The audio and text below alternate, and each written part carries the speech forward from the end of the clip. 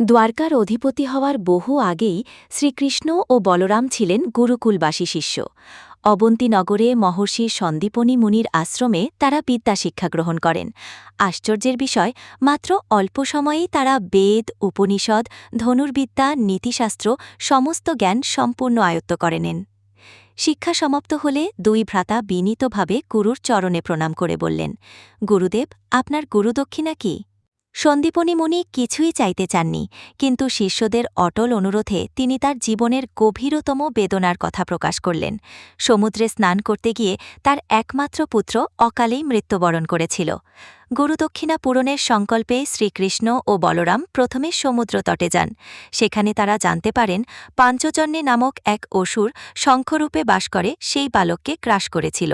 শ্রীকৃষ্ণ অসুরকে বধ করেন এবং তার শঙ্খ ধারণ করেন, যা পরবর্তীতে পাঞ্চজন্য শঙ্খ নামে প্রসিদ্ধ হয়। কিন্তু গুরুপুত্র সেখানে ছিলেন না। তখন দুই ভ্রাতা গমন করেন যমলোকে। যমরাজ স্বয়ং ভগবানকে দেখে সিংহাসন ত্যাগ করে প্রণাম করেন। শ্রীকৃষ্ণের আদেশে যমরাজ গুরুপুত্রকে ফিরিয়ে দেন।